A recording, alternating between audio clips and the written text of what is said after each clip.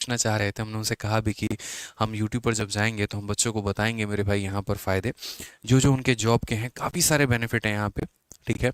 तो अगर हम बात करते हैं मिनिस्ट्री ऑफ एक्सटर्नल अफेयर की, तो जितनी बातें शायद मैंने आज तक आप लोगों को यूट्यूब पर बता रखा है, उससे कई गुना ज़्यादा बातें आज हम आपको थोड़ा सा इस पोस्ट के बारे में बताने वाले हैं। और धीरे धीरे करके हम आपको एक एक पोस्ट के बारे में बताते चलेंगे, छोटे छोटे पॉइंट करके। देखो, सबसे पहले अगर मिनिस्ट्री ऑफ एक्सटर्नल अफेयर की हम शुरुआत करते हैं, तो ये एक ऐसा पोस्ट होता है मेरे भाई जिसमें आपको विदेश जाने के मौके होते हैं। और एसएससी सीजीएल की एकमात्र ऐसी पोस्ट है यहाँ पे जिससे आपको विदेश के रास्ते खुलते हैं, जिससे आप अलग अलग कंट्री में जा सकते हो। जैसे मानो आप जर्मनी में जाना चाहते हो, आप लंदन में जाना चाहते हो, ज्यूरिक में जाना चाहते हो, स्विट्ज़रलैंड में जाना चाहते हो, वेटिकन सिटी, और मेरे भाई कई सारी कंट्रीज़ हो गए जहां आप जाना चाहते हैं, तो आप यहाँ पर जा सकते हैं। टॉप क्लास कंट्री रशिया हो गया आपका, जापान हो गया, ये सारे कंट्रीज़ हो गए। ठीक है। ये मेरे भाई आप कब जाते हैं, कैसे जाते हैं, क्या सैलरी होती है, वो सारी बात है। मिनिस्ट्री ऑफ एक्सटर्नल अफेयर की बात करें तो अगर आप भारत में हैं, अगर आप इंडिया में हैं, तो ये आपकी 4600 ग्रेड पे की नौकरी बन जाती है। और आपका सिलेक्शन किसके माध्यम से होता है, तो सीजीएल के माध्यम से, कंबाइंड ग्रेजुएट लेवल के माध्यम से। लेकिन वहीं जब आप फॉरेन में जाते हैं तो फॉरेन में आपकी जो सैलरी है मेरे भाई, वो आपका कुल मिलाकर 4 से 6 लाख रुपए के बीच में आता है। मैंने 4 से 5 लाख क्यों नहीं लिखा है, क्योंकि कहीं कहीं कंट्री में 4 लाख मिलता है और किसी किसी कंट्री में मेरे भाई 4 से 6 लाख रुपए मिलता है। बोलोगे सर कैसे? रीज़न है, मिनिस्ट्री ऑफ एक्सटर्नल अफेयर की जो पोस्ट में होता है मेरे भाई, इसमें कोई भी टैक्स आपका नहीं लगता है, किसी भी आर्टिकल पर किसी प्रकार का कोई भी टैक्स नहीं लगता है। समझे? जिनेवा समझौता के तैयार भी एक जिनेवा का जो है मेरे भाई सम्मेलन हुआ था, उस सम्मेलन में भी ये बात कही गई थी कि अगर कोई भी राजदूत किसी भी देश में रहता है तो उसको वहाँ टैक्स देने की आवश्यकता नहीं है। ऐसा नहीं है कि आपके ऊपर टैक्स नहीं लगता। अगर मान लीजिए कि भारत में भी अमेरिकन जो है वो यहाँ पर एम्बेसी में जो लोग रहते हैं, या एक तरीके से पाकिस्तान एम्बेसी के जो लोग रहते हैं पाकिस्तान वाले एम्बेसी में, तो वो भी यहाँ पर कोई टैक्स नहीं देते हैं, ना कोई इनकम टैक्स लगता है, ना कोई और टैक्स लगता है उनके ऊपर में। ठीक है। तो कोई उन्हें टैक्स पे करने की ज़रूरत नहीं होती है। तो एक तरीके से आप जो भी कमाते हैं वो पूरा का पूरा आपका वाइट इनकम होता है। ठीक। तो अगर मैं भारत में हूँ तो भारत में मेरी मिनिस्ट्री ऑफ एक्सटर्नल अफेयर में 72,000 की सैलरी होगी, तो वहीं पर जब मैं विदेश में काम करूंगा तो वहाँ मेरी सैलरी 4 से 6 लाख रुपए के बीच में होगी। साथ में यहाँ पर अगर हम बात करें तो वो जो सैलरी फॉरेन में मिलती है, यहाँ पर एक तरीके से जब आप फॉरेन में जाते हैं तो फॉरेन में जब आपको ये सैलरी मिलती है तो वो फॉरेन करेंसी में होती है। अगर आप मान लीजिए कि जापान में है तो आपको जो मिलेगा वो येन में पेमेंट मिलेगी, इस तरीके से करके यहाँ पे पूरा का पूरा मेरे भाई रहता है। इसी वजह से वो थोड़ा सा जो पेमेंट है वो बढ़ जाता है। दूसरा, अगर हम एमईए की बात करें तो ये एक ऐसा पोस्ट है जहाँ पर आपको कम से कम आपके 2 बच्चे हैं, 2 बच्चों को मेरे भाई आप 12वीं क्लास तक, यहाँ पर आप मेरे भाई 12th क्लास तक आप प्रॉपर मेरे भाई फ्री में पढ़ा सकते हैं। और फ्री में क्या पढ़ा सकते हैं, तो इसका जो पूरा का पूरा जो खर्चा है वो सरकार उठाती है। फ्री एजुकेशन आपको मिलता है। आप चाहो तो मेरे भाई इंडिया में पढ़ा सकते हो और आप चाहो तो यहाँ विदेश में पढ़ा सकते हो। पूरा जो खर्चा है वो सरकार उठाएगी। इसी वजह से, जिससे मेरी बात हो रही थी तो उन्होंने कहा भी कि जो हमारे सेक्शन ऑफिसर हैं, क्योंकि आप लोग जो ज्वाइन करते हो एमईए में, तो मिनिस्ट्री ऑफ एक्सटर्नल अफेयर में आप एएसओ पोस्ट पे ज्वाइन करते हो, लेकिन बाद में आपका प्रमोशन होकर सेक्शन ऑफिसर बन जाते हैं। तो उन्होंने कहा कि हमारे जो सेक्शन ऑफिसर हैं उनकी बेटी खुद लंदन से पढ़ाई कर रही हैं, और इसी वजह से बहुत सारे जितने भी लगभग एमईए वाले लोग होते हैं तो वो अपने बच्चों को विदेश में ही पढ़ाते हैं। भैया जब फ्री में ही पढ़ाना है तो फिर इंडिया में क्यों पढ़ाएं, फिर फॉरेन में क्यों ना पढ़ाएं? तो उनके मन में ये इच्छा रहती है। तो कम से कम अगर आपके 3 बच्चे हैं तो सरकार 2 का खर्चा देगी, 1 का खर्चा आपको खुद उठाना होगा। 2 बच्चों को 12वीं क्लास तक फ्री में आप पढ़ा सकते हैं। आप जिस भी कंट्री में हैं उस कंट्री के टॉप स्कूल में, उसका पूरा खर्चा जो है वो सरकार उठाती है। इसके अलावा अगर मान लीजिए आपको पूरा का पूरा मेरे भाई हेल्थ का फ्री बेनिफिट मिलता है, आप यहाँ पर एक तरीके से फ्री हेल्थ ट्रीटमेंट या फ्री ट्रीटमेंट करवा सकते हैं पूरी फैमिली का अपना, आप जहाँ पर भी रहते हैं। अगर आप इंडिया में हैं तो इंडिया में करवाइए, और अगर आप फॉरेन में रहते हैं तो आप फॉरेन में करवाइए। इसका भी जो पूरा का पूरा खर्चा है वो सरकार उठाती है। इसके अलावा जो सबसे मज़े की बात आई वो मेरे भाई एक और बात जानने को मिली, वो यहाँ पर ये थी कि जैसे आपके लिए जनरली अगर मान लीजिए कि भारत में आप आईआईटी में या एनआईटी में एडमिशन चाहते हैं तो आपको एआई ट्रिपल ई का मतलब पूरा जो कंपटीशन का एग्ज़ाम है वो देना पड़ता है और उसमें अच्छा रैंक लाना पड़ता है, तो मेरे भाई सिलेक्शन होता है। लेकिन अगर आप एमईए में हैं तो आपके बच्चों का मेरे भाई एनआईटी कॉलेजेस में, बड़े ध्यान से समझिएगा, एनआईटी कॉलेजेस में एडमिशन हो सकता है। कंडीशन ये होगा कि 12th में 50% मार्क्स हो और एआई ट्रिपल ई का पेपर उन्होंने दिया हुआ हो। उन्होंने पास किया है कि फेल किया है वो बात की बात है, पेपर उन्होंने दिया हुआ हो ये बहुत इंपॉर्टेंट होता है, क्योंकि फ्री रिकमेंडेशंस उनको मिलता है। ठीक है। फ्री रिकमेंडेशंस उनको मिलता है, इस बात को ध्यान रखो। ठीक है, एक रिकमेंडेशन लेटर होता है, अगर वो लिख दिया जाएगा तो एनआईटी कॉलेजेस में मिलते हैं। बट मेरे भाई आप बोलोगे यार यार एनआईटी में एडमिशन मिल गया है तो बहुत अच्छी बात है, बट एक और बात बता दे, तो एनआईटी में मेरे भाई एडमिशन जो है वो मिल तो जाता है, बट लोग लेते नहीं हैं। रीज़न यहाँ पे क्योंकि जो बच्चे मेरे भाई जैसे मानो बचपन से पढ़ रहा है वो लंदन में, तो फिर वो इंडिया में एनआईटी में क्यों आएगा? फिर वहीं के वो यूनिवर्सिटीज़ में हार्वर्ड होकर बाकी यूनिवर्सिटीज़ होकर वहाँ से पढ़ाई कंटिन्यू करते हैं। ठीक है, थोड़ी और अच्छी और उच्च लेवल की शिक्षा जो है वो प्राप्त करते हैं। बहुत कम लोग ऐसे होते हैं जो विदेश छोड़कर वापस से इंडिया में आते हैं। ठीक है, इसके अलावा अगर हम आपको बेनिफिट बताएं तो मान लीजिए कि आपका यहाँ पर जॉब लग जाता है और आपके स्पाउस यानी आपकी जो मैडम है, महिला मित्र हैं जिनसे आपकी शादी हो रखी है, अगर वो भारत में किसी भी सरकारी मंत्रालय में है, किसी भी सरकारी मंत्रालय में है, ठीक है, तो यहाँ पर उनको 6 महीने की लीव ग्रांट कर दी जाती है। इसी वजह से क्योंकि आप मेरे भाई विदेश में हैं, जैसे मानो मैं हूँ और आज मेरी पोस्टिंग जर्मनी में आ गई और मेरी वाइफ टीचर है, तो मेरी वाइफ को 6 महीने की लीव मिल जाएगी सेटलमेंट के लिए कि आप जाइए अपने हस्बैंड के साथ और उनका एक तरीके से सेटलमेंट करवाइए वहाँ पे। तो एक ट्रांसफ़र में मतलब एक पोस्टिंग में मेरे भाई 6 महीने की छुट्टी होती है। मानो 3 साल तक मैं चाइना में रहा, अगले 3 साल तक मेरे भाई मैं जापान गया, तो चाइना के लिए मुझे 6 महीने की छुट्टी मिलेगी, जापान के लिए फिर मुझे 6 महीने की छुट्टी मिलेगी। ये एक अलग ही बेनिफिट होता है। ठीक है, इसके अलावा एक और चीज़ हम आपको बताएं, तो जो एमईए पोस्ट में जितने भी लोग होते हैं उनको मेरे भाई देखो, इंडिया में 3 तरह के पासपोर्ट होते हैं, मैंने पहले भी बताया है। एक हमारा वाइट कलर का होता है, एक मरून कलर का होता है और एक ब्लू कलर का होता है। जो ब्लू कलर का पासपोर्ट होता है दोस्त यहाँ पे, ठीक है, मैं आपको और भी बेनिफिट्स इसके बताता हूँ, क्योंकि ये चीज़ें होती है ना ज़िंदगी में मोटिवेट बहुत करती हैं यार आगे बढ़ने के लिए। ठीक है, तो मैं आपको थोड़ा सा पॉइंट आपको और बताऊं तो जो ब्लू कलर का जैसे हमारा पासपोर्ट होता है, तो ब्लू कलर का पासपोर्ट क्या रहता है कि नॉर्मली किसी भी सिटीजन के लिए होता है। कोई भी इंडियन सिटीजन जो है, मैं हूँ, आप हैं, शाहरुख खान है या कोई भी है मेरे भाई, तो सबके लिए यहाँ पे रहेगा। ठीक है, सलमान खान, कोई भी हो मेरे भाई, तो सबके लिए यहाँ पे रहेगा ब्लू कलर का पासपोर्ट। लेकिन जो लोग मेरे भाई एमईए में काम करते हैं तो उनको ब्लू कलर का पासपोर्ट नहीं मिलता है मेरे भाई, उनको वाइट कलर का पासपोर्ट मिलता है। और वाइट कलर का पासपोर्ट जो होता है एक तरीके से सारे के सारे ऑफिशियल्स के लिए होता है, जो भी लोग मेरे भाई काम करते हैं गवर्नमेंट सेक्टर में। और मेरे भाई जो दूसरा होता है मरून कलर का, अगर आप करेंगे मैं आपको दिखा दूंगा, तो मरून कलर का जो पासपोर्ट होता है ना, वो मरून कलर का पासपोर्ट जितने भी डिप्लोमेट होते हैं, ठीक है, जो राज एक तरीके से डिप्लोमेट का मतलब जैसे अजीत डोभाल हो गए, आपके ब्यूरोक्रेट हो गए, जो एक कंट्री से दूसरे कंट्री किसी मीटिंग के लिए जा रहे हैं, सरकारी पर्पस के लिए जा रहे हैं, तो मेरे भाई उनको यहाँ पर ये पासपोर्ट मिलता है। ठीक है, तो अगर हम बात करें तो व्हाइट कलर का पासपोर्ट जो है वो ऑफिशियल है। ठीक है, अब इस व्हाइट कलर के पासपोर्ट का हम आपको फ़ायदा बताते हैं। अगर ये व्हाइट कलर का पासपोर्ट आपके पास है तो आप कहीं पर भी मेरे भाई जाएंगे, किसी भी एयरपोर्ट पर जाएंगे तो आपकी चेकिंग नहीं होती है। ये मैं आपको बहुत स्पष्ट रूप से बता दे रहा हूँ। बड़े से बड़ा व्यक्ति भी क्यों ना हो मेरे भाई, उसको चेक किया जाता है, पूरी चेकिंग उसकी बॉडी की होती है, उसकी पूरी लगेज की चेकिंग होती है। आपका बॉडी कोई नहीं चेक कर सकता, इस बात को ध्यान रखना।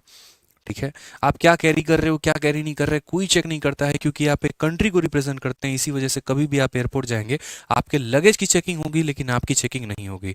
और आपकी लगेज की भी चेकिंग कई बार नहीं होती है, अगर आपने अपने गवर्नमेंट अपने अपने ऑफिस से लिखवा रखा है कि ये मेरे भाई सरकारी दस्तावेज है या सरकारी प्रॉपर्टी है, तो वहां पर सिक्योरिटी आपके लगेज को भी चेक नहीं करेगी। ये भी एक बात तय है।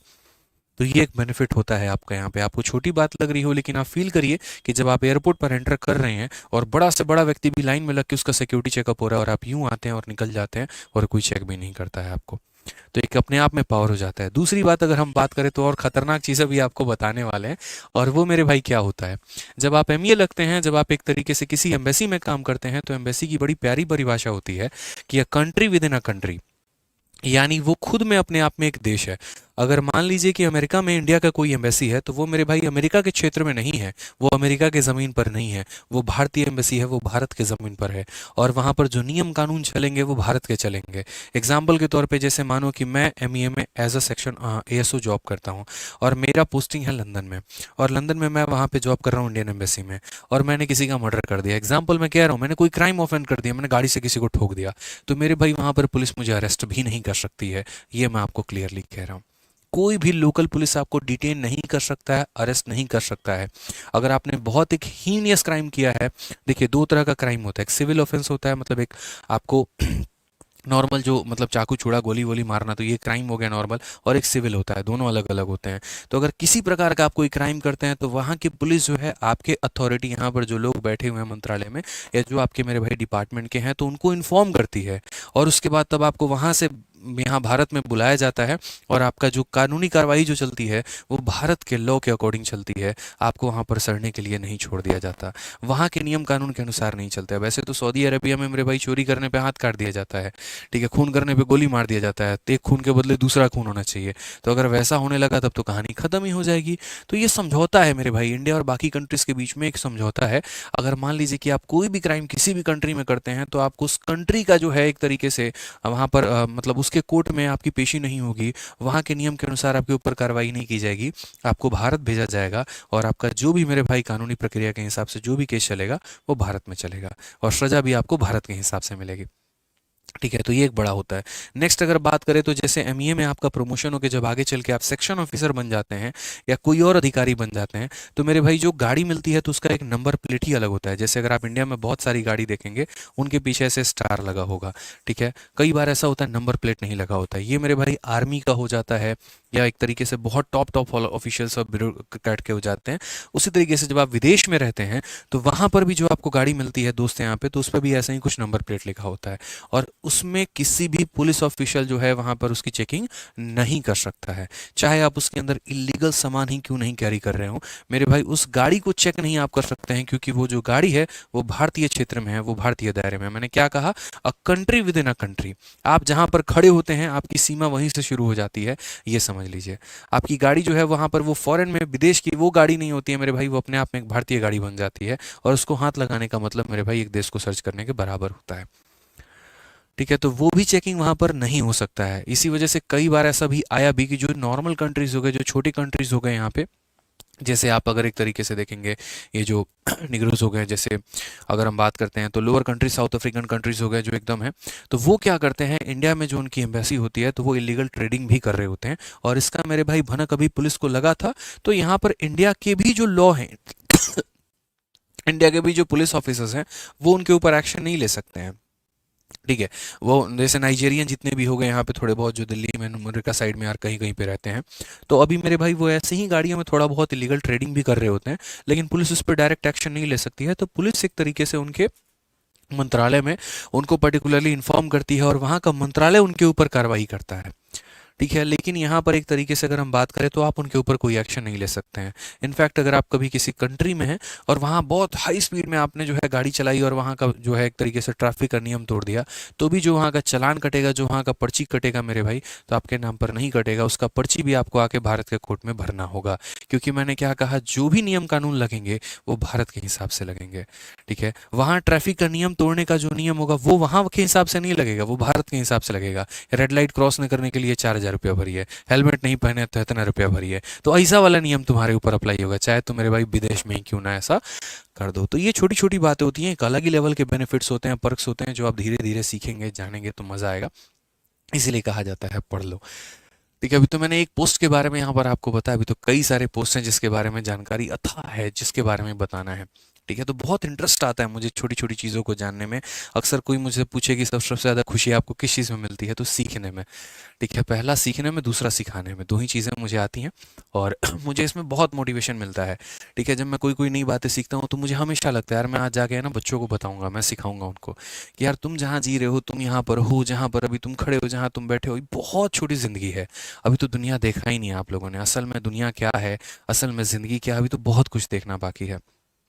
ठीक है, अभी ज़्यादा ज़्यादा होता है 10 रुपए का जाके बर्गर खा लेते हो, थोड़ा सा शॉपिंग कर लेते हो। ठीक है, लेकिन अभी तो पूरा देश दुनिया सब कुछ घूमना बाकी है यार। ठीक है, और बहुत मुश्किल नहीं है, बस एक छोटा सा एग्जाम होता है, सीजीएल का पेपर होता है, ढंग से तैयारी अगर हम करेंगे तो उसमें सिलेक्शन ले सकते हैं। कोई बच्चा फिर ये ना बोले अरे सर आप तो यूं ही छोटा बोल रहे हैं, आपको क्या पता सीजीएल है। भाई साहब क्वालिफाइड हूँ, सेलेक्टेड हूँ सीजीएल से, इस वजह से कह रहा हूँ। नहीं होता तो मैं ये शब्द नहीं बोलता, सिलेक्शन लिया है, पता है रास्ते कहीं पर मुश्किल भी हैं, रास्ते कहीं पर आसान भी हैं। सबसे ज़्यादा आसान उसको आपकी डेडिकेशन बनाती है। तसल्ली से मेहनत करो, तरीके से मेहनत करो, ईमानदारी रखो अपने मन में। ठीक है, एक पर्टिकुलर रूटीन बना के रखो तो आराम से हो सकता है, कुछ भी इम्पॉसिबल नहीं है। ठीक है, क्योंकि जो सिलेक्शन लेते हैं वो किसी और ग्रह से तो नहीं आते ना भाई, वो भी तो इसी ग्रह के लोग हैं। जब उनका हो जाता है तो आपका क्यों नहीं होता। ठीक है, तो ये सारे पर्क्स जितने भी हमने गिनाए ये सब आपको मिल सकता है, और कितने, तो मात्र 1.5 साल के अंदर में। सोचो, कई बार बोलता भी हूँ मैं बच्चों को, ऑफलाइन में ही बोलता हूँ कि अगर मैं तुम्हें तुम्हारी सिलेक्शन की झांकी अभी दिखा दूं। इमेजिन करो, चलो आज से 2 साल बाद हम लोग चलते हैं। आपकी पोस्टिंग मेरे भाई लंदन में है, ठीक है, रशिया में है, चलिए मान लेते हैं। और मेरे भाई वहाँ पर पोस्टिंग, और आप सारे फायदे उठा रहे हो, महीने का 4-5 लाख रुपया कमा रहे हो, आपके पास अच्छा खासा वो क्वार्टर भी है, अच्छा खासा पावरफुल जॉब भी है, ठीक है, पूरा बीवी बच्चों के साथ सब कुछ हो, बच्चे स्कूल में पढ़ते हैं, फीस नहीं देना है, ठीक है। क्योंकि भारत में इस समय सबसे महंगा क्या है मेरे भाई? किसी व्यक्ति का कमाया हुआ आधा पैसा उसके बच्चों को पढ़ाने में ही निकल जाता है। आज मैं बात कर रहा था, जो हमारे एक तरीके से रिलेशन में है, मामा जी हैं, हमारी गाड़ी भी चलाते रहते हैं। हमने उनसे पूछा कितना बच्चों का फीस लगता है, तो उन्होंने कहा 2500 रुपये स्कूल के फीस भरता हूँ, 3500 रुपये ट्यूशन के फीस भरता हूँ, 6000 रुपये तो उस व्यक्ति के मेरे भाई बच्चों के पढ़ाने पढ़ाने में ही निकल जाते हैं। और जो मकान लेकर वो शहर में रह रहे हैं, तो 4500 रुपये उस मकान का किराया है, 10,500 तो रुपये वही हो गया। जितना ये कमा रहे हैं सारा का सारा बच्चों की शिक्षा में लगा रहे हैं। ये पोस्ट ऐसी है जहाँ पर बच्चों के पढ़ाने के आपको पैसे ही नहीं देने पड़ते, सारा सरकार उठाती है। और करना क्या है तो मेरे भाई कुछ नहीं, चंद किताबें हैं, 2 साल हैं, डेडिकेशन के साथ पढ़ना है, सिलेक्शन हो जाएगा, अपना भविष्य भी सुधर जाएगा, आने वाली पीढ़ी का भी सुधर जाएगा, और पीछे माँ बाप जो है उनका भी सुधर जाएगा। तो और क्या चाहिए भाई? कर लो यार थोड़ी सी मेहनत। कहाँ छोटी छोटी चीज़ों में उलझे पड़े हो? इंस्टाग्राम पे कौन वायरल हो रहा है, इंडिया पाकिस्तान का मैच है तो ये है तो वो है। कुछ पल कुछ चीज़ें कुछ हद तक अच्छी लगती हैं, लेकिन उसके बाद एट द एंड अपने करियर के बारे में सोचो। मैं अगर आज अपने आप में मेरे भाई बात करूँ तो मुझे दुनिया के बारे में बाद में फ़र्क पड़ता है, ठीक है, कौन आया कौन गया, क्या आया क्या नहीं गया, मुझे अपने करियर को लेकर सबसे ज़्यादा चिंता रहती है, शुरू से रही है हमेशा। कि अगर आप अपने आप को बनाएंगे ना मेरे भाई, तो दुनिया आपको पूछेगी, और आप अपने आप को नहीं बनाएंगे तो कोई नहीं पूछने वाला, इस बात को ध्यान रखो। आज मेरे पापा आए थे, और आज ही मेरे भाई पापा जो है 5 महीने के बाद यहाँ आए हैं, बिहार से, आज ट्रेन पकड़ के आए हैं। तो वहीं पर उन्होंने कहा कि एक फलाने नाम के रिलेटिव है, और उन्होंने अपनी बेटी के शादी का कार्ड भेजा है। और वो रिलेटिव इतने हैं कि ब्लड रिलेशन वाला रिलेशन है हमारा। लेकिन पिछले 3 साल से मेरे भाई वो रिलेटिव ऐसे हैं, मतलब यूँ समझ लो सगे हैं जो भी हैं, नाम नहीं बोल सकता हूँ क्योंकि वो लोग भी अब वीडियो हमारी देखते हैं, थोड़ा उनको आहत पहुंचेगा, ठीक है। तो यहाँ पर पिछले 3 सालों में उन लोगों ने कभी ना हमसे मैसेज किया, ना कभी हमारा कॉल देखा, ना कभी हमें याद किया। कई मुसीबत में हम पड़ते चले गए, लेकिन उन लोगों ने कभी याद करना भी बेहतर नहीं समझा, बात करना भी बेहतर नहीं समझा। और जब आपका वक्त बदलता है ना, तो लोग आपके साथ साथ चलना शुरू कर देते हैं। उनको लगता है कि यार इसके साथ नहीं रहे तो मेरे भाई हम पीछे रह जाएंगे, किसी भी तरीके से इसका हाथ पैर पकड़ लो, शायद हम थोड़ा सा आगे बढ़ जाएं। तो जब हमारा वक्त बुरा था तब लोग धीरे धीरे धीरे धीरे साथ छोड़ते चले गए। अब जब वक्त मेरे भाई हर किसी के लिए तो समान रहता नहीं है, आप मेहनत करोगे आप भी वक्त का मतलब पूरा का पूरा चक्कर बदल के रख दोगे। तो जब आपका वक्त बदलेगा जिस तरीके से हमारा बदला, तो अब उन्हें याद आती है कि नहीं, हमारे दरवाजे पे हमारी बेटी की शादी है तो आप तो रहने चाहिए, आपकी गाड़ी लगी हुई होनी चाहिए वहाँ पे, ठीक है, आने से थोड़ी सी वैल्यू बढ़ जाएगी। इस तरीके से छोटी छोटी चीज़ें होती हैं, बट ये बात समझो, ठीक है। अगर मैं उन रिश्तेदारों के पीछे भागता, उनको मनाने के पीछे भागता, उनको यहाँ पर एक तरीके से उनके नज़रों के अच्छा बनने की कोशिश करता, मेरे भाई ज़िंदगी में ये वक्त कभी नहीं लेकर आ पाता। मैंने अपने आप को बनाने के पीछे भागा हूँ, ठीक है, मैं अपने सपनों के पीछे भागा हूँ, अपने कामयाबी के पीछे भागा हूँ, तभी ये मेरे पीछे भाग के आते हैं, ठीक है। तो ज़िंदगी में आप भी है, कोई दोस्त है, अजीज़ फ्रेंड है, महिला मित्र है, या कोई भी है, एक्स वाई जेड है, कुछ भी है, अगर कोई आपकी वैल्यू नहीं करता, मत भागो पीछे, अपने आप को बनाने में पीछे भागो, अपने सपनों के पीछे भागो। कौन तुम्हारी वजह से दुखी है, कौन तुम्हारी वजह से रो रहा है, कौन तुम्हारी वजह से खुश है, घंटा फर्क मत लो। एक बार समझाओ, 2 बार समझाओ, मान गए तो ठीक है, नहीं भैया तो राम राम भैया, हमें अपने करियर पे फोकस करना है। आज के समय दुनिया यार मेहनत कर करके आगे बढ़ती चली जा रही है, ठीक है। अंकित बयानपुरिया को ही आप देख लीजिए, वो लड़का कितना डेडिकेटेड है यार, उसको कोई फर्क नहीं पड़ता है कौन सुपरस्टार से मिला, आज जिस तरीके से मिलेगा कल वापस से राम राम भाई सारे ने, ठीक है, वही उसका डायलॉग रहेगा, उसी तरीके से वो अपने दिन की शुरुआत करेगा। अपने डाइट के साथ कोई चीटिंग नहीं, अपने काम के साथ कोई चीटिंग नहीं। और एक समय के अंदर मेरे भाई इतने फास्ट में इतना ग्रोथ मारा कि भैया मोदी जी बुलाते हैं, आइए सर आपके साथ वीडियो बनाते हैं, ठीक है। इस समय आप ही इंस्टाग्राम के सबसे वायरल सुपरस्टार हैं, ठीक है। तो कौन कहता है मेरे भाई शॉर्टकट से ही सफलता मिलती है?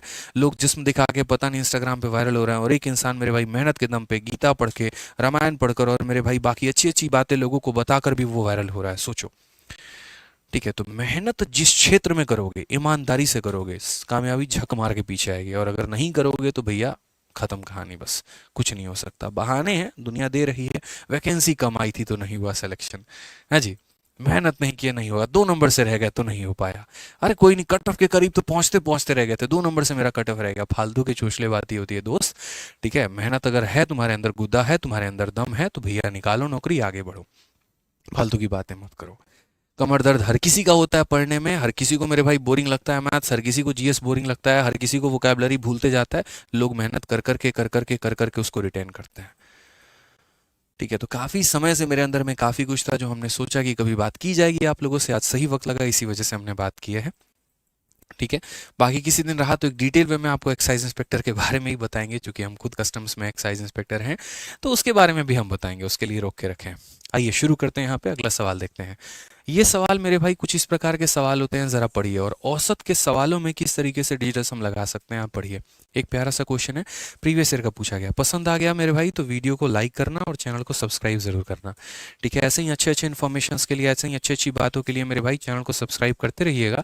ठीक है, ताकि आपको और भी नॉलेज की बातें हम आपको बताते रहें और आप सीखते रहें और जीवन में आगे बढ़ते रहें। कहीं पर कोई भी मेरी बातों से वैल्यू मिले, थोड़ा मोटिवेशन मिले, कहीं आगे मिले, तो अपना सपोर्ट ज़रूर दिखाना। ठीक है, आ जाओ।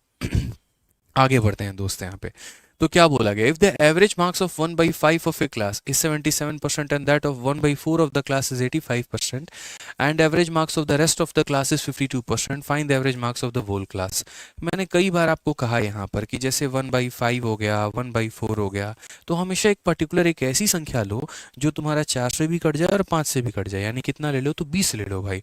कितना ले लो मेरे भाई यहाँ पर, तो 20 ले लो। कितना ले लो यहाँ पर, तो 20 ले लो। ठीक है, अब हमने यहाँ पर क्या कहा, 20 लेने को मैंने कहा है। तो अगर मैंने यहाँ पर 20 लेने को कहा है तो देखो, ठीक है। तो अगर हम बात करते हैं तो यहाँ पर क्या हो जाएगा, तो यहाँ पर थोड़े से बातों को समझिएगा, इसके दो टुकड़े करने हैं। और क्या क्या करना है, तो average marks of 1/5 of the class. तो 20 का यहाँ पर कितना, अच्छा एक बात, सॉरी सॉरी सॉरी, इस क्वेश्चन के पहले पहले हमारा ये वाला क्वेश्चन छूट गया था। तो इस क्वेश्चन को पहले करते हैं, फिर उसके बाद हम आगे चलते हैं। एक बच्चा कहता है आईएएस वर्सेस एमईए कौन सा बेस्ट है, बताइए ना। ऑफ कोर्स यार, आईएएस बेस्ट है। एमईए में तुम कई साल काम करने के बाद तब यूपीएससी कैडर में जाते हो, तो आईएएस तो ऑफ कोर्स बेस्ट है यार, इसमें तो कोई दिक्कत की बात ही नहीं है। ठीक है। हाँ, अगर यूपीएससी के माध्यम से विदेश जाना है तो आईएफएस ज्वाइन करिए, इंडियन फॉरेन सर्विस, आप उससे